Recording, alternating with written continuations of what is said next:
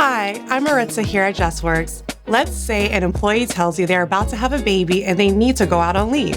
In the U.S., employees have the right to take job protective leave, and they may also qualify to receive weekly wage replacement payments from certain states. Some states offer paid family and medical leave programs, which allow employees to claim partial wage benefits while they are away from work and taking care of a family member. Paid family and medical leave programs cover more than just childbirth and child bonding. Depending on the state, employees may also be eligible to take leave if they need to for their own serious medical condition, to care for a family member with a serious health condition, or for needs arising from a family member's military service. I'll walk you through everything you need to know as an employer about paid family leave. You and your employees should come up with a plan for how long they'll be out on leave, what their leave start and end dates will be, and what payments they can expect to receive while they're away from work. Let's break this all down into 4 steps. Step 1, employers need to know the basics of the Federal Family and Medical Leave Act, commonly known as the FMLA, and the Americans with Disabilities Act, commonly known as the ADA. Employees who are giving birth can qualify for both disability and family leave. Employees who are caretakers can qualify for family leave. In addition to federal laws, some states also have family and medical leave laws that offer job protection that allow employees to take a leave of absence.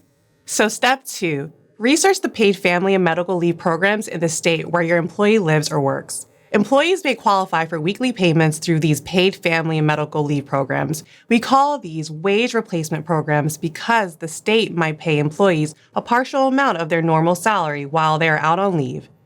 If you're planning to pay employees a portion of their salary while they're out on leave, keep in mind an employee should not receive more than 100% of their wages while they're out on leave. So you'll need to stay in touch with employees as they submit claims and find out how much they will receive from benefit payments so you can adjust their wages accordingly. Step 3, decide if you'll offer private insurance coverage to employees in addition to wage replacement payments that an employee might receive from their state. You can offer private short-term disability insurance policies to your employees. Offering insurance outside of state programs ensures that employees will be covered by a wage replacement benefit even if their state doesn't have a paid family and medical leave program. Birthing parents are eligible to receive short-term disability while they're out on leave. Step 4, come up with a parental leave policy for time off and payments. Your company should set standards for how employees can use time off policies in combination with unpaid and paid leave programs.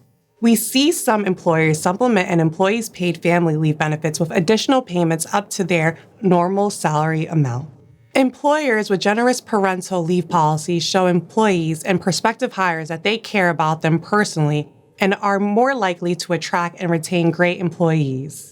Let's start with the FMLA and the Americans with Disabilities Act, commonly known as the ADA. The FMLA requires most employers with at least 50 employees with certain exceptions to provide job protective leave to employees who have worked for the employer for at least 12 months and have worked for at least 1,250 hours. Public agencies are also covered under the FMLA regardless of the number of employees. Employers covered under the FMLA must provide eligible employees with up to 12 weeks of job protective leave within a 12-month period and protection of their medical insurance benefits. An employee is entitled to FMLA leave if they give birth or are caring for a newborn.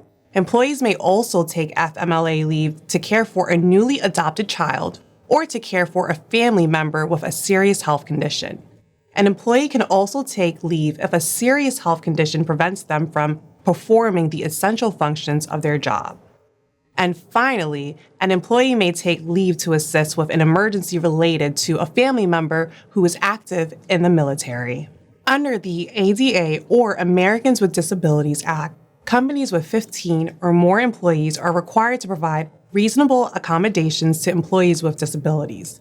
Temporary conditions, including one resulting from pregnancy or childbirth, may also be considered a disability. The U.S. Equal Employment Opportunity Commission also issued a regulation called the PWFA, or the Pregnant Workers Fairness Act.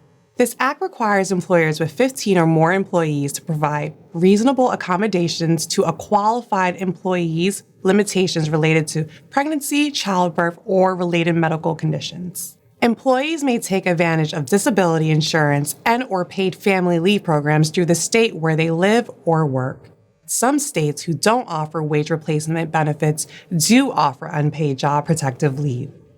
Don't forget, employees that give birth will qualify for both disability and paid family leave, whereas a caretaking employee will qualify for only paid family leave. State mandates are constantly changing, and many states are in the process of putting more mandates into action. You can find this information on our labor laws page. Check out the link below the video.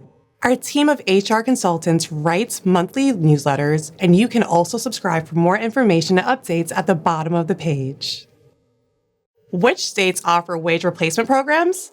We're making this video in 2025, and right now, California, Colorado, Connecticut, Hawaii, Massachusetts, New Jersey, New York, Oregon, Rhode Island, Washington State, and the District of Columbia offer paid disability and family medical and leave programs. In 2026, Maine, Maryland, Minnesota, and Delaware will also be offering paid family medical leave benefits. You can read more about these wage replacement programs in our article, Leave of Absence: The Basics for Employers.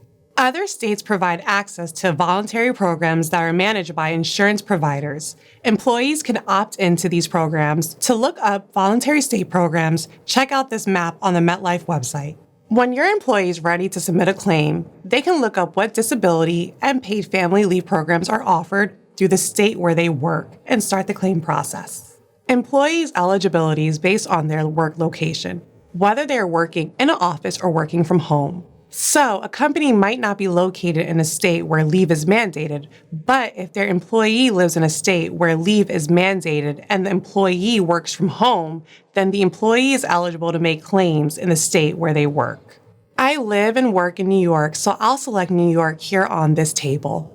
It looks like I have options here for both disability and paid family leave programs. These programs cannot be taken at the same time since disability supports the employees who cannot work due to medical concerns, whereas paid family leave is for caretakers. So again, the birthing parent qualifies for both disability and paid family leave, but a caretaking spouse would only qualify for paid family leave. Full-time employees will qualify for New York State disability after working 4 consecutive work weeks. As of recording this in 2025, they would be able to receive 50% of the New York State average wage up to $170 maximum.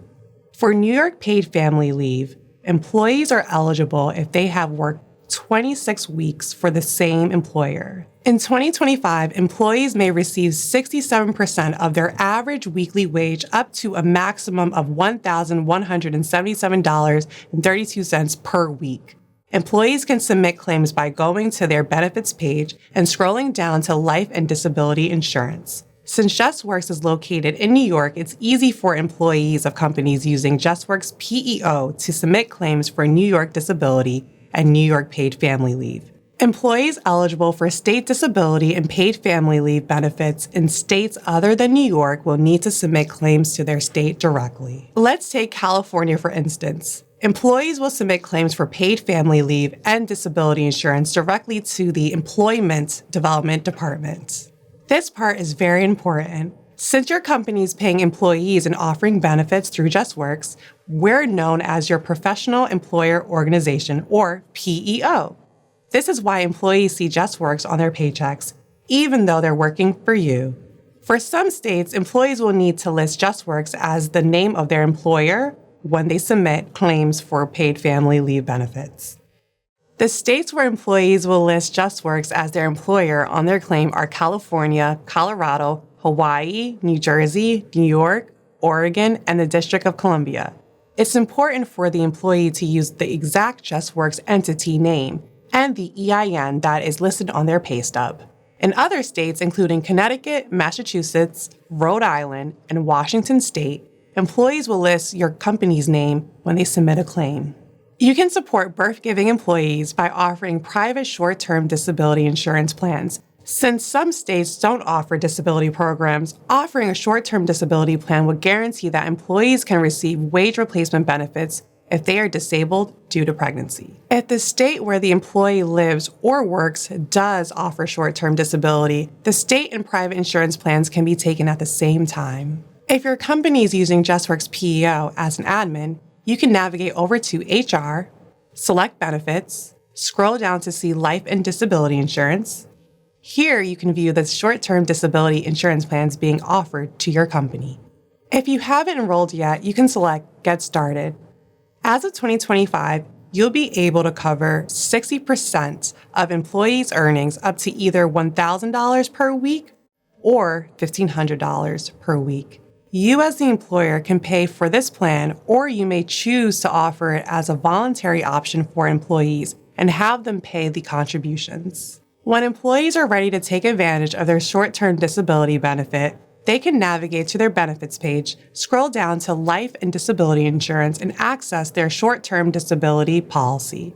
Then select File Online to file a claim with MetLife. Employees should apply for whichever benefits they believe they are eligible for, but the important thing to know is that short-term disability through MetLife or a state can't be taken at the same time as paid family leave. They cannot overlap in any way because disability is meant to support an employee who is unable to work due to a disability, whereas paid family leave supports caregivers. If an employee state offers a disability program and they also have access to short-term disability insurance through MetLife, they may file for both. Typically, we see a birth parent go out on disability leave first. Then following the birth of their child, they will file a claim for state-mandated paid family leave for child bonding. Finally, let's look at how you can further support employees by setting guidelines for payments and time when an employee is out on leave. As you decide how to support employees, create a family leave policy. This policy will give you a plan that's ready to go whenever an employee goes out on leave. You'll need to decide how to handle payments during leaves of absence. Employees on leave may receive wage replacement benefits through insurance providers or state programs. If you don't plan ahead and adjust upcoming payments accordingly, you may pay an employee on leave greater wages than required, and payment errors are difficult to correct after the fact. So you should communicate with your employee to find out how much they will be paid by state or private insurance programs. Plan ahead so you know the start and end date of each leave program, whether it's just paid family leave for a non-birthing parent or both paid family leave and disability leave for a birthing parent. Then you'll need to edit upcoming payments so that employees are not receiving more than their full salary while they're out on leave.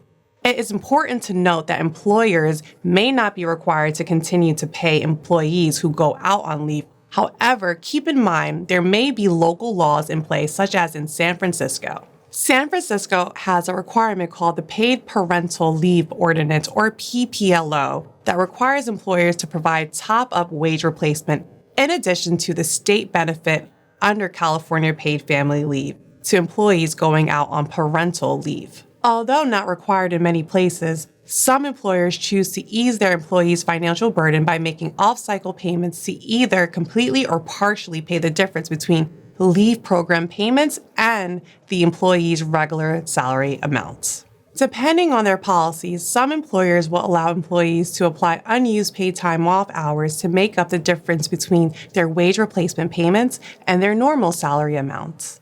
And some employers decide to keep time off separate and fully pay the difference between the employee's benefit payment and their full salary.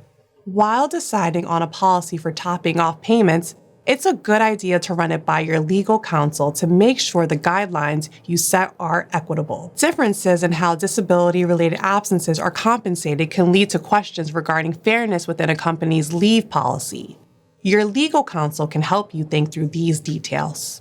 Employers should establish clear guidelines for employees using their vacation time, personal days, or sick days while out on disability or family leave.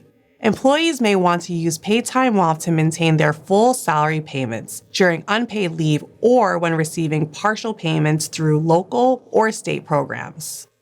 For example, if a state doesn't offer replacement benefits and you choose to not compensate employees while they're out on leave, employees are still eligible to take unpaid leave through the ADA and the FMLA. In this case, they may want to use time off to receive payments while they're out. Employers should know that it may be against federal or local law to require employees to use their accrued time off if employees are receiving wage replacement payments. Set standards for how employees can use sick days and vacation days and any other benefits that may apply based on your company's policies and state or federal law. Remember these steps as you prepare for an employee to take paid family leave. Come up with a plan for the employee's start and end date. Make sure your employees understand the various benefits they'll be receiving from state and private insurance programs. And decide how you'll handle time off and payments while they're away.